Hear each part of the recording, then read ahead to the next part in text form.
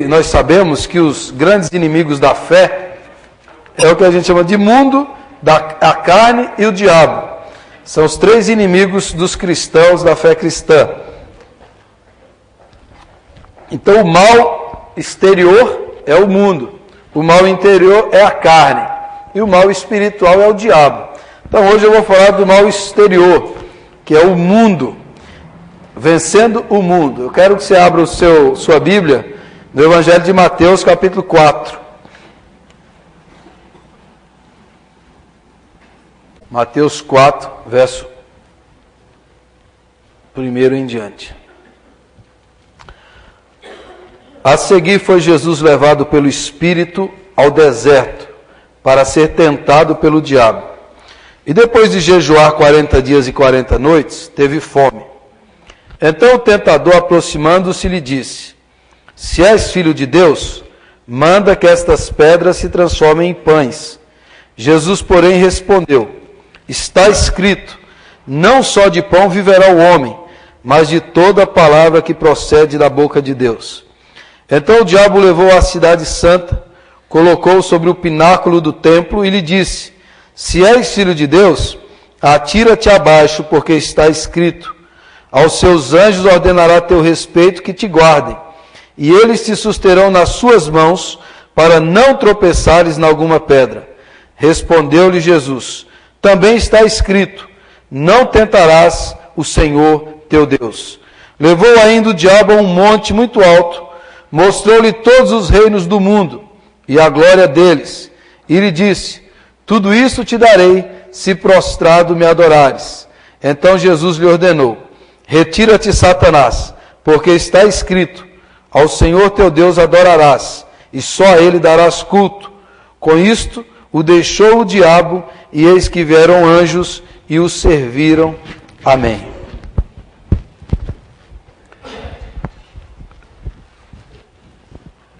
Antes de falar sobre esse texto, eu preciso explicar um pouco sobre o mundo. Desde quando eu converti, a gente ouvia, né, e ouve alguns crentes falando assim: quando eu era do mundo, eu fazia isso, né? Aí eu ouvia isso e eu pensava assim: e agora ele é de qual galáxia? Para qual planeta que ele foi? Porque se ele não é mais do mundo. E eu li alguns textos bíblicos e a Bíblia diz assim: não ameis o mundo, nem as coisas que há no mundo. E depois você lê João 3,16, diz que Deus amou o mundo. Então a mesma palavra tem sentido diferente. Então, por exemplo, a Bíblia diz que Deus criou o mundo. E o mundo era bom. Por outro lado, diz que o mundo jaz no maligno. Então, o mundo que Deus ama são os seres humanos. O mundo que é alvo da graça, do amor e manifesta a glória de Deus é a criação, a natureza. Esse é bom. O mundo, humanos, seres humanos, é amado por Deus. E o outro mundo, terceiro mundo, né, terceira expressão que a Bíblia usa, são palavras diferentes no grego, é o mundo como sistema de valores invertidos, um sistema de pensamento, de atitudes, de ideias contrários a Deus. Ou seja, o mundo que a gente não deve amar não é um lugar. Às vezes a pessoa fala assim: vamos fugir do mundo, e vem todo mundo para a igreja. Aí diz: aqui o mundo não entra, né? Aqui o mundo não entra. Antigamente, quando a gente queria comprar uma bateria, o pessoal falava assim: não, está entrando o mundo na igreja, né? A bateria era o mundo entrando na igreja, né? O mundo já estava lá dentro há muito mais tempo, né? Então, a ideia é que o mundo é um objeto, é uma coisa, é um lugar geográfico. Como fala assim, você não pode ir a tal lugar, porque aquele lugar é do mundo, né? O mundo não é um lugar geográfico, é um sistema de pensamento, de valores, de ideias, de atitudes, crenças, coisas que estão no coração do ser humano. O mundo é esse sistema mau, que a Bíblia diz: não ameis o mundo. Que Jesus diz: eu venci o mundo. É esse sistema, esse esquema, como diz Paulo em Romanos 12, não vos amoldeis ao esquema desse mundo, ao sistema desse mundo, esse sistema de valores e pensamentos. Então, isso é o mundo que eu vou falar hoje e que está expresso nesse texto. Quando o diabo tenta Jesus, ele expõe os valores do mundo, desse sistema, o que o mundo gosta, o que o mundo deseja. E essa tentação de Jesus é a tentação dos ideais mundanos, desse sistema maléfico, que é contrário a Deus. Então, esse texto aqui vai mostrar isso. Que tipo de Messias Jesus é? Que tipo de reino ele veio trazer? Qual é a mentalidade, a atitude, os valores e as convicções dele? Como é que ele vai viver sua fé? E expressar a sua divindade e a sua messianidade. É no início do seu ministério que ele é tentado. Pouco antes do jejum, ele foi batizado, o Espírito desceu sobre ele, e Deus falou: tu és o meu filho amado, em quem está todo o meu prazer. Deus falou. Agora, quando ele está no deserto jejuando e orando, o diabo vem tentá-lo, e todas as tentações, se tu és. Se tu és. E depois tudo isso te darei se prostrado me adorares. Mas nas duas primeiras, Deus tinha acabado de falar, tu és. O diabo vem e fala, se tu és. E coloca em dúvida a palavra de Deus. Então essas tentações de Jesus são as tentações do mundo, patrocinadas, inspiradas pelo diabo. Todos nós enfrentamos essa tentação. Eu diria que a igreja de Jesus Cristo foi tentada na história com esse tipo de tentação aqui, e na maioria das vezes a igreja sucumbiu. Na maioria das vezes a igreja caiu e se rendeu a essa tentação do mundo e do diabo. E nós também enfrentamos esse tipo de tentação, às vezes diariamente, às vezes semanalmente, mas essa é uma tentação que todos nós experimentamos. A primeira delas, que o texto nos mostra, é o que eu chamo de a tentação do egoísmo. Todo o sistema do mundo é baseado no ego, no que eu quero, eu desejo, eu preciso e eu necessito. O sistema do mundo é assim. Cada um pensa em si. Cada um faz o que quer. O diabo chega para Jesus e diz assim, se tu és o Filho de Deus, por que você está passando fome? Se tu tens um poder tão grande, um status tão elevado, usa o seu poder para o seu próprio bem. Se você tem essa capacidade, se você dispõe disso aí, por que você não usa isso para satisfazer o seu estômago que está vazio? Use o seu poder para o seu próprio bem. Isso é o mundo.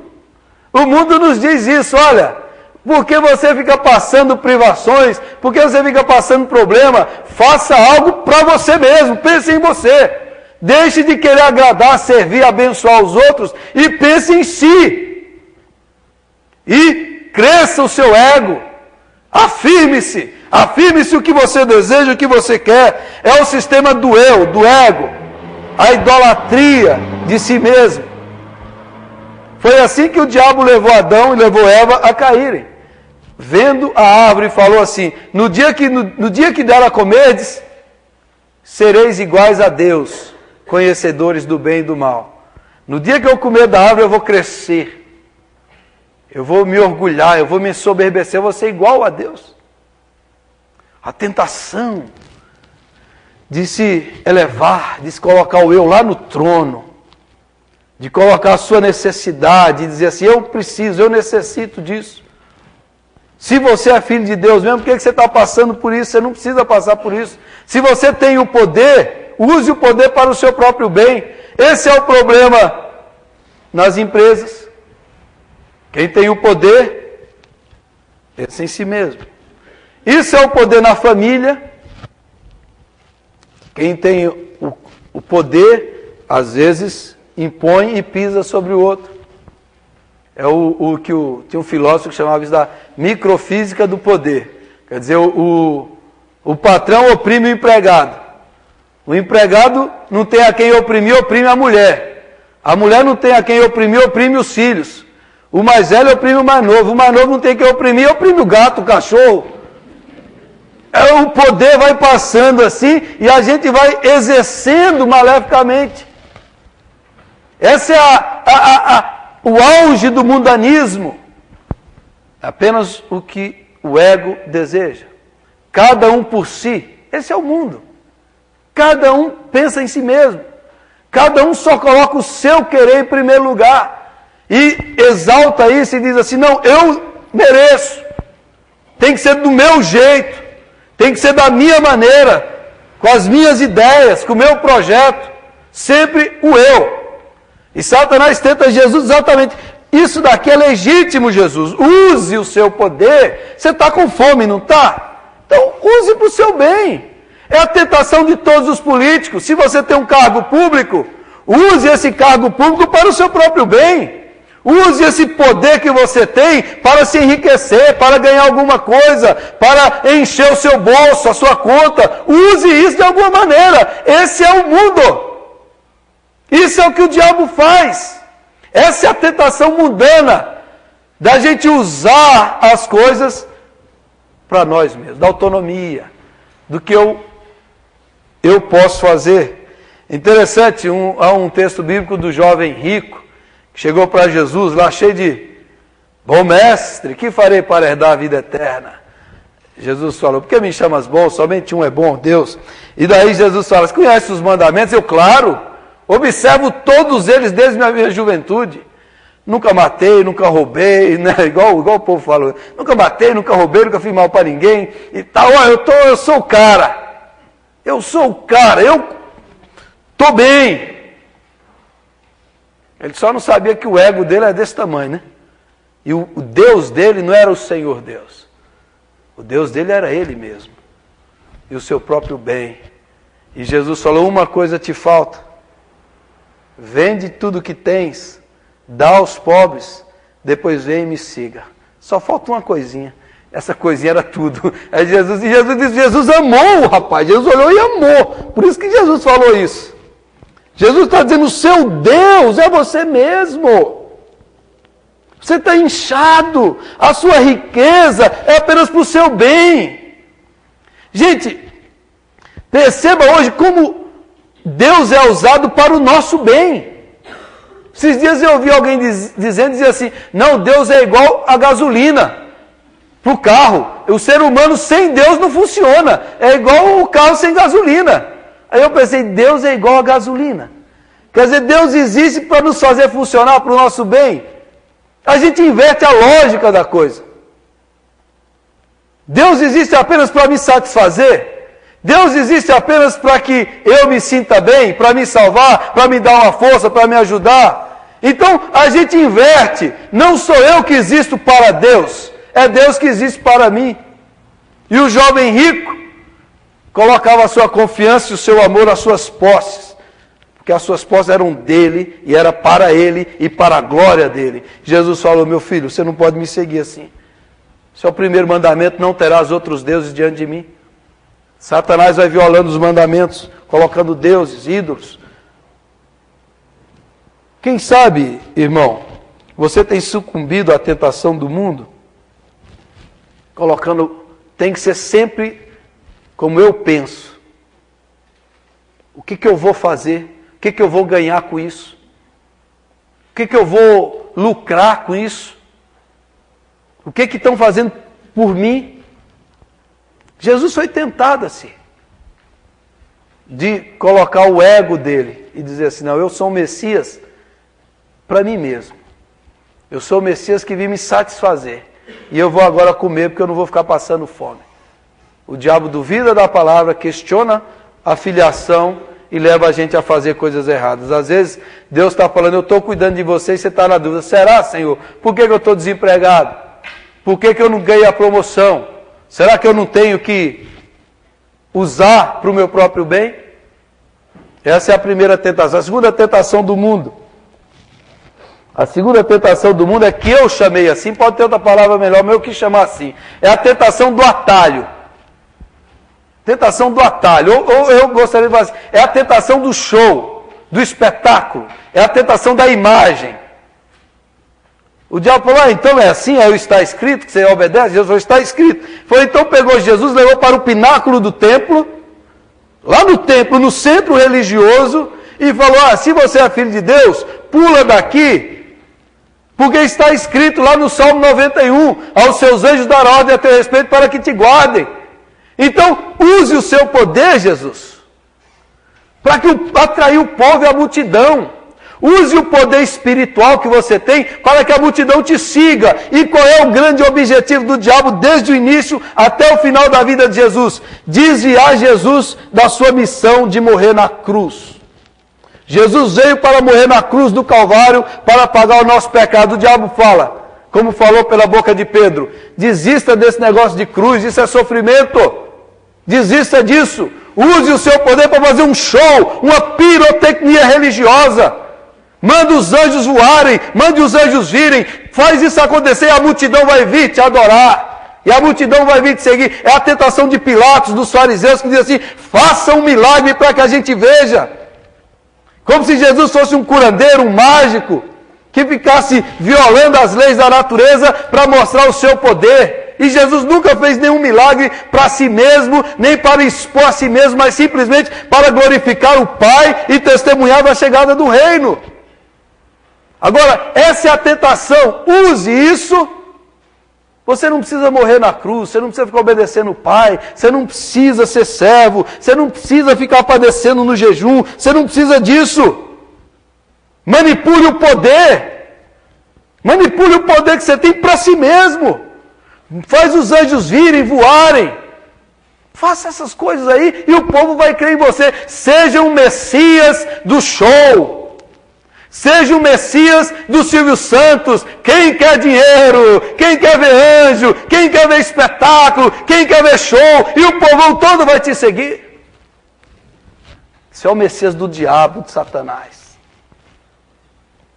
Que não muda ninguém. Que não transforma ninguém. Que não santifica ninguém. Ele distorce a palavra para o seu bem. Satanás distorce a palavra para si mesmo. Ele usa o Salmo 91 e distorce o sentido, é a hermenêutica satânica.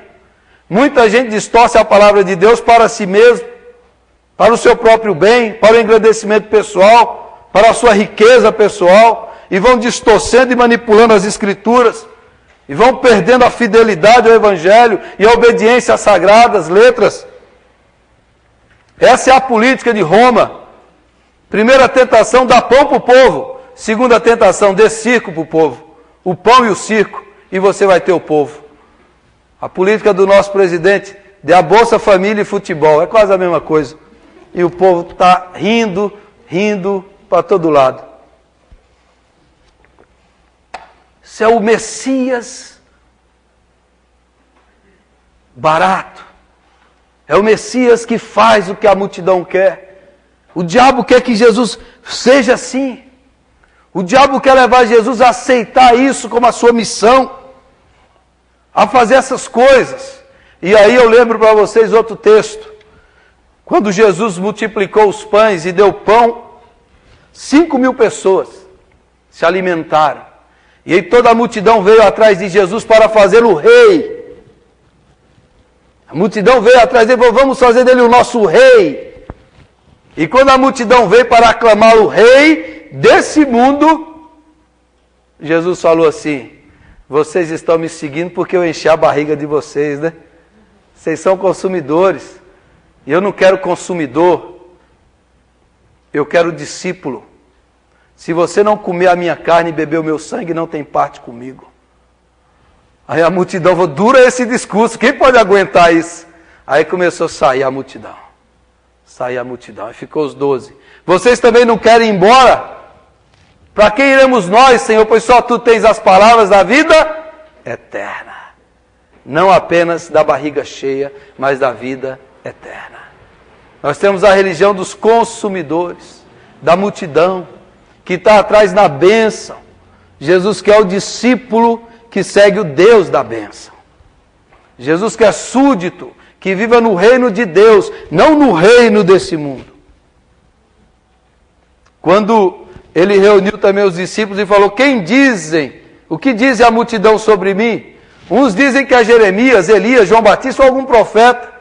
E vós, quem dizeis que eu sou? Tu és o Cristo, o Filho do Deus vivo, respondeu Pedro. Jesus falou: bem-aventurado és tu, Simão Barjonas, que não foi nem carne nem sangue quem te revelou, mas meu Pai que está no céu. E Jesus diz: olha, percebam, há duas igrejas. A igreja da multidão não sabe quem Jesus é. A igreja da multidão sabe que Jesus é bom, que Jesus é profeta, que Jesus ouve a oração. A igreja da multidão não segue Jesus, mas vai atrás da bênção de Jesus. Mas Jesus não quer a igreja da multidão. Jesus veio fazer discípulos. E o discípulo é o que tem a revelação do Pai dentro de si. Tu és o Cristo, o Filho do Deus vivo, e a ti eu obedeço e sigo. Jesus veio fazer discípulos. Não consumidores de bens religiosos, não consumidores de igreja, mas discípulos do Senhor Jesus. O consumidor é aquele que acha que Deus existe para fazer tudo o que Ele quer. Aí ele vem numa igreja, se Deus não dá o que Ele quer, ele vai na outra igreja. Aí se naquela igreja ele não consegue o que quer, ele vai na outra. Aí se naquela igreja não está funcionando, ele vai lá no Pai de Santo. Aí depois se não consegue, ele vai lá na Mãe de Santo. Porque ele está buscando um bem. Jesus não quer consumidor, Jesus quer discípulo. O mundo funciona na base do consumo e transformou até Deus no objeto de consumo. Transformou até Deus no objeto de consumo, de moda, de coisas assim. Jesus falou: quem não comer a minha carne e beber o meu sangue, significa quem não se comprometer comigo. Quem não deixar que eu entre dentro de si, do seu coração, da sua vida, da sua alma, da sua mente, não pode ser meu discípulo. Eu vim fazer discípulos. Discípulos que me sigam no reino. Eu não vim formar religiosos, consumidores. Eu vim fazer discípulos. Tentação do atalho, irmãos. De desobedecer a Deus. É a tentação do profissional honesto, que não está conseguindo ganhar o suficiente. Alguém diz assim: todo mundo rouba, todo mundo mente, todo mundo enfia a mão, por que você não faz isso também? Desde ser bobo, você fica sendo fiel, aí todo mundo está enganando, e você, só você que não ganha nada. Essa é a tentação. Da pessoa permanecer fiel a Deus, fiel aos princípios. Como eu conheci um irmão policial, ele disse que lá ele era excluído de todos, porque ele não aceitava propina, suborno, e ele andava dentro do que devia. E lá na corporação ele era excluído, ele era difamado e mal falado, porque ele fazia o que era certo. Isso é o mundo. De quem é honesto e anda em retidão é excluído e discriminado. E os que são malandros, enganam, mentem, esses são aplaudidos. Essa é a tentação da imagem. Vivemos no tempo da imagem, tudo é imagem, tudo é o marketing pessoal, tudo é aparência, tudo é o que você projeta e demonstra ser, não o que você é. Li a revista dessa semana, a Veja, e dos jornais, tudo estão falando. A grande questão é quem vai ser a pessoa que vai fazer o marketing dos candidatos e qual é a imagem que eles vão projetar do candidato. E aí a briga é essa, é a imagem, como ele aparenta, como ele se porta. Alguns candidatos reúnem um grupo, colocam um aparelho no coração e ele começa a falar de vários assuntos. E aí os assuntos que o coração do povo dá aquela batida, significa que o pessoal está gostando. Aí ele deduz: eu tenho que falar desse assunto, que é esse assunto que o povo gosta. Eu tenho que falar desse jeito, eu tenho que sorrir dessa maneira. Aí dá aquela maquiada da imagem, a imagem é tudo. A obsessão pela aparência, pelo corpo perfeito, a obsessão, os gastos com isso. Apenas a imagem, o exterior. E o interior, a alma está podre, como dizia Jesus. Como dizia Jesus. Lá no Apocalipse diz que a besta, vão fazer a imagem da besta, e todos vão adorar a imagem da besta.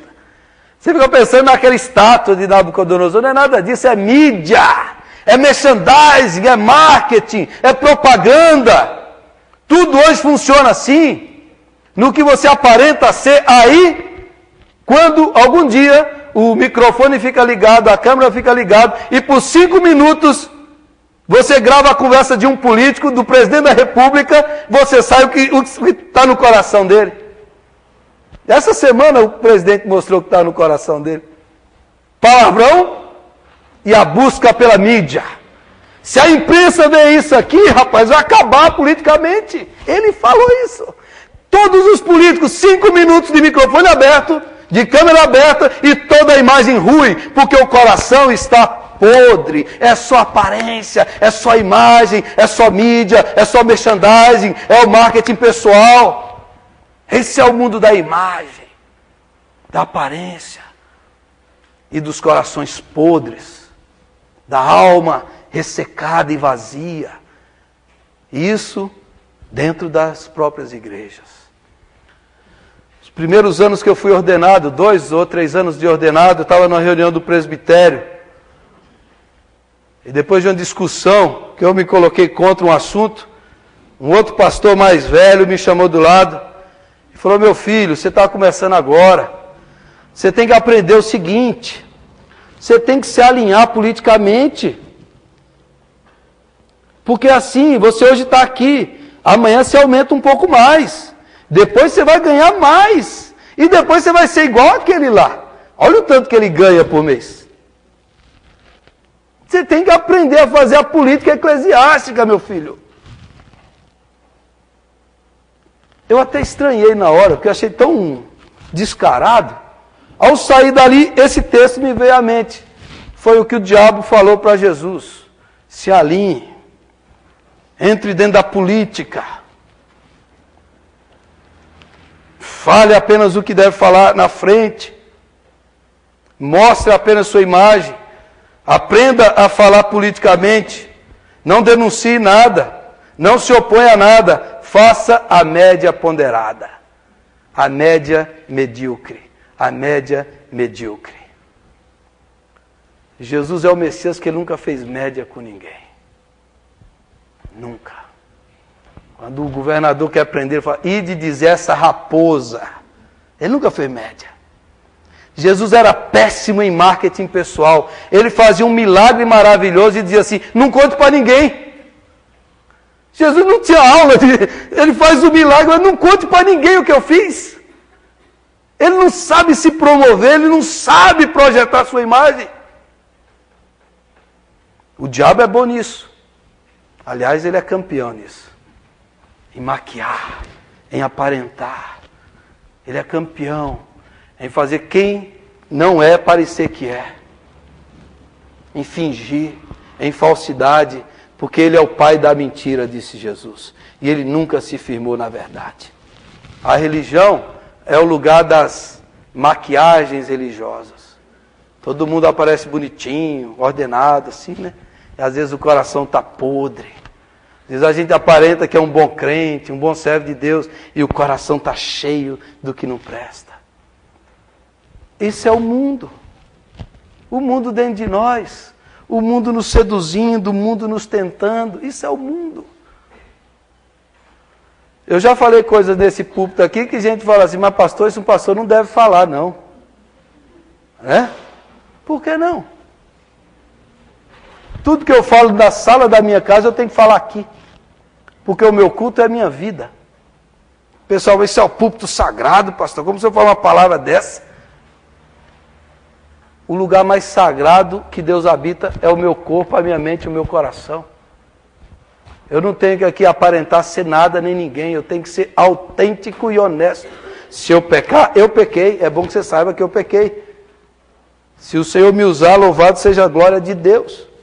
Porque nós não estamos para fazer um teatro. Nós não estamos para aparentar. Nós não estamos aqui para mostrar ser o que nós não somos, diz o apóstolo Paulo. E quando Paulo fez um grande milagre e o povo se prostrou diante dele, chamando ele de Deus, de Júpiter, disso, daquilo, Paulo rasgou a veste e falou: eu sou humano igual a vocês, eu sou carne igual a vocês, adore só a Deus. A função do pastor é se rasgar, abrir o coração e dizer: eu sou igual a vocês. E nós estamos orando, lutando e batalhando juntos para crescermos para a glória de Deus. Então Jesus abomina o culto à imagem, a falsidade, a mentira, a hipocrisia, ao show, ao espetáculo, a purpurina, a aparência. que isso vem do diabo, disse Jesus. Não tentarás o Senhor teu Deus, Satanás. E terceira e última tentação é a tentação do poder. Poder político, poder econômico. Satanás coloca tudo, agora vai, veja Jesus, todos os reinos desse mundo, todas as glórias dele, tudo isso te darei se prostrado me adorares. Tudo isso eu vou te dar, Jesus. Porque você vai ficar aí como Messiazinho, andando em cima de um jumento, você podia andar nas carruagens, você podia ser como Herodes. Herodes tinha tronos, palácios, construções, maravilhas, mas Herodes, todo mundo odiava Herodes. Mandou matar a mulher, mandou matar o filho. E quando ele morreu, ele tinha prendido as pessoas mais importantes de Israel. Quando ele morreu, antes de morrer, ele falou assim: quando eu morrer, mate essas pessoas, para o povo chorar. E quando eu morrer, alguém chorar por mim. Não era por ele, para as pessoas que ele mandou matar. Isso era o poder político, poder militar, poder econômico, que tenta as pessoas. No século IV da nossa história, a igreja cristã cansou de depender de Deus, cansou de depender do Espírito, e ela se aliou ao imperador romano, Constantino, e Constantino usou a igreja para fortalecer o império, solidificar o império, para aumentar o seu poder político, e a partir do século IV da história, a igreja cristã se prostrou diante de Satanás, se pactuou com o mundo e se tornou um poder político e econômico. E durante os séculos, a igreja de Jesus tem lutado para se desvencilhar do poder político e econômico. E toda vez que a igreja se une ao Estado, o poder do Evangelho decai. Jesus é difamado e mal falado porque a igreja perde a sua essência, o poder espiritual, o poder de Deus, o poder do Evangelho. O poder do Evangelho. O nosso presidente falou também há pouco tempo que se Jesus viesse hoje, ele negociaria com o próprio Judas. Até Jesus ia negociar com Judas. Ele falou. O que ele quis dizer? Que hoje tem que negociar até com o diabo. E fazer o jogo do diabo. Às vezes a igreja, às vezes também já ouvi pastores, olha, a gente tem que deixar de ser bobo, nós precisamos participar da campanha política, porque assim a gente ganha um terreno, porque assim a gente ganha isso, nós precisamos apoiar o candidato tal, precisamos vender os votos para o candidato tal, para o inferno com isso, para o inferno com esse tipo de coisa. Com a igreja ser usada para promover esse ou aquele outro, para o inferno com esse negócio de que pastor é profissão, é carreira eclesiástica, que hoje você está aqui, amanhã você está lá, amanhã você ganha mais. Isso é coisa do inferno. Quando a igreja se torna uma instituição humana que busca apenas as posses. Alguém falava esses dias de que nós temos que buscar o crescimento patrimonial da igreja. Qual é o patrimônio da igreja que vai para o céu, para o reino de Deus? Qual é? Quando foi que Jesus buscou o crescimento patrimonial do reino de Deus? Ele falou, o meu reino não é deste mundo. O meu reino não vem com visível aparência. O meu reino está no coração das pessoas.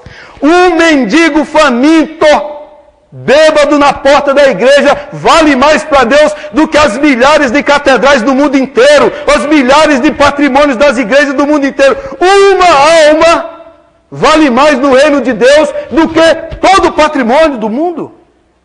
Aí a gente vai correndo atrás do patrimônio, para o inferno com o patrimônio. Porque o patrimônio do reino de Deus são as pessoas. O reino são as pessoas que Jesus ama, que deu seu sangue na cruz por você e por mim. E o maior santuário que Deus quer habitar é dentro do seu coração. E o poder do reino de Deus não depende de político, de exército, de mídia, de televisão. O poder do reino de Deus é o Espírito Santo dentro do crente. É um crente cheio do Espírito Santo, cheio de amor, cheio de fé, cheio da palavra. Esse crente é invencível. Esse crente fez com que Roma se prostrasse, porque ele está cheio de Deus. Ele está cheio do Espírito Santo. É disso que nós precisamos, do poder de Deus. Não do poder político, econômico, financeiro, militar, bélico, seja o que for. Fica falando, o Brasil precisa de um presidente crente, de um prefeito crente, a gente precisa ter isso, ter aquilo.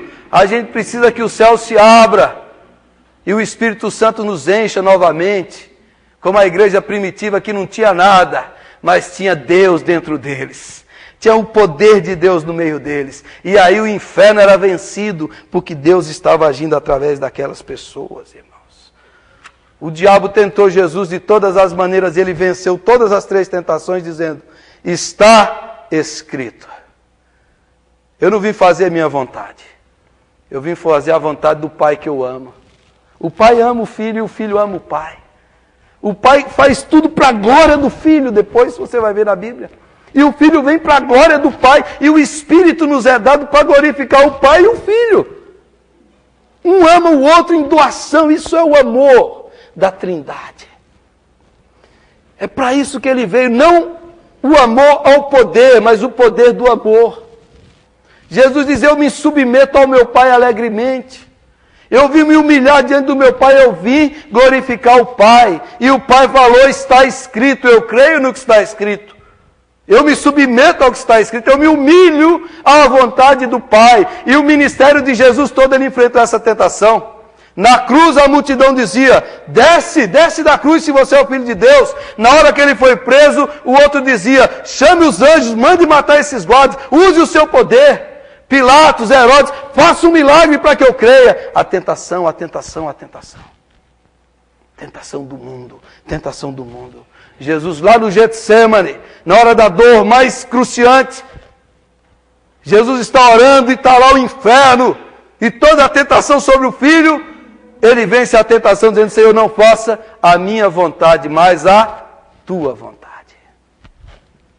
Tendes em vós o mesmo sentimento que houve também em Cristo Jesus, pois ele existindo, sendo igual a Deus, não se apegou ao fato de ser Deus, mas a si mesmo se esvaziou, e foi descendo, e desceu até se achar homem, e como homem ele desceu até se achar pobre, e como pobre ele desceu até ser escravo, e como escravo ele desceu até a pior tipo de morte, morte de cruz, pelo que também Deus o exaltou sobremaneira, ressuscitando dos mortos, e lhe elevou e lhe deu o nome que está acima de todo nome, para que no nome de Jesus se dobre todo o joelho dos humanos, dos demônios e dos anjos. Todos os seres vivos se dobrem diante do nome dele, e toda a língua confesse que Jesus Cristo é o Senhor. O nome sobre todo nome. Deus o exaltou sobremaneira, porque ele se humilhou. O reino são dos humildes, são dos fracos, dos quebrantados, dos dependentes. Você vence o mundo esvaziando seu ego, seu orgulho, sua soberba, e se submetendo a Deus, em obediência à palavra, humildade, e se abre diante de Deus e diz, Deus, a minha vida é para a tua glória, porque os humilhados serão exaltados, diz o Senhor. Irmão, você está passando alguma luta, alguma tentação? Quem sabe o diabo tem colocado tentações assim, no casamento, tentações financeiras, tentações familiares, dos negócios, tentações relacionais. Quem sabe você está passando, hora você diz assim, não, eu tenho que pensar mais em mim mesmo, eu vou fazer só o que eu quero. Quem sabe o diabo tem soprado no seu ouvido essas coisas, e você tem pensado em fazer as coisas do seu jeito, da sua maneira, e às vezes você tem pensado em ser desonesto, em aceitar mentira. Nessa noite eu chamo você a voltar à obediência e submissão a Deus e à palavra. Senhor, não o que eu quero, mas o que tu queres. Não o meu desejo, mas o que o seu desejo. Não a minha honra, mas a tua honra. Não o que eu preciso, mas a glória do teu nome. Porque nós existimos não para nós mesmos, mas para a glória de Deus Pai. Como o Pai fez com o Filho, Ele quer fazer conosco também. O diabo tentou Jesus de todas as maneiras. Adão caiu, muitos caíram, Salomão caiu, Davi caiu, muitos caíram. Mas chegou nessa hora que o Filho obedeceu o Pai, repreendeu Satanás, e o diabo foi e os anjos o serviram. Eu quero chamar você a ficar firme, a se submeter a Deus. Quando o mundo vir tentar você, ele vem de várias formas. Fique firme, fique fiel. Deus está olhando para nossa fidelidade. Quando o diabo soprar no seu ouvido, não, dê um jeitinho, faça de qualquer jeito, Aproveite. Quando o mundo vier querer enganar você para você negociar os seus valores, não aceite esse discurso. Não seja amigo do mundo, pois tudo que é elevado no mundo é abominação diante de Deus. Tudo é abominação diante de Deus. Às vezes a igreja fica impressionada quando as pessoas elogiam a igreja. Ele não está para ser elogiada, nem para ser difamada. A igreja está para fazer discípulos. Discípulos e discípulos.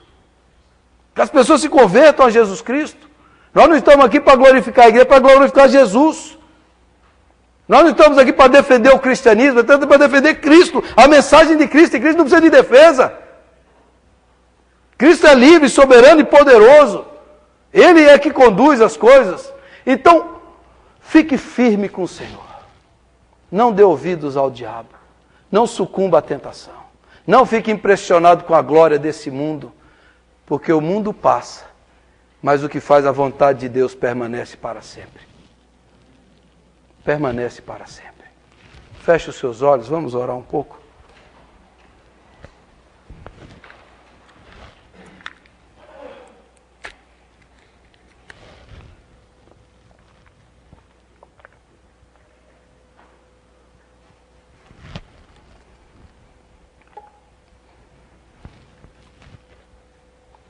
O mundo seduz muitas pessoas. Muitos caem em tentação. Na mentira, no engodo, na sedução e na ilusão desse mundo. Somos levados pela aparência, pela imagem, pelos sentidos e perdemos a fé. Eu chamo você a utilizar a sua fé em obediência. Apagar todo o dardo inflamado do maligno com o escudo da fé. Quem sabe você está diante de uma tentação, de uma batalha, de uma mentira. Pessoas más têm tentado te influenciar. Nessa noite o Senhor está falando com você, fique firme, meu servo. Não desvie nem para a direita nem para a esquerda, mas ande em caminho reto. Ande na justiça, fale a verdade, proceda com honestidade. Seja fiel ao Senhor. Não sucumba à tentação. Jesus, depois de tudo isso, ele diz, eu venci o mundo. Eu venci o mundo e triunfei. Deus quer dar vitória para nós. Feche os seus olhos e ore ao Senhor. Diga, Senhor, me ajude. Me ajude, Senhor. Me liberte da idolatria. Me liberte, Senhor, do eu, do ego. Me liberte, Senhor, do materialismo. Me liberte, Senhor, da hipocrisia. Me liberte, Senhor, da adoração às coisas. E me coloca na submissão ao Pai, em obediência e humilhação. E assim o Pai nos exaltará para a glória dele mesmo.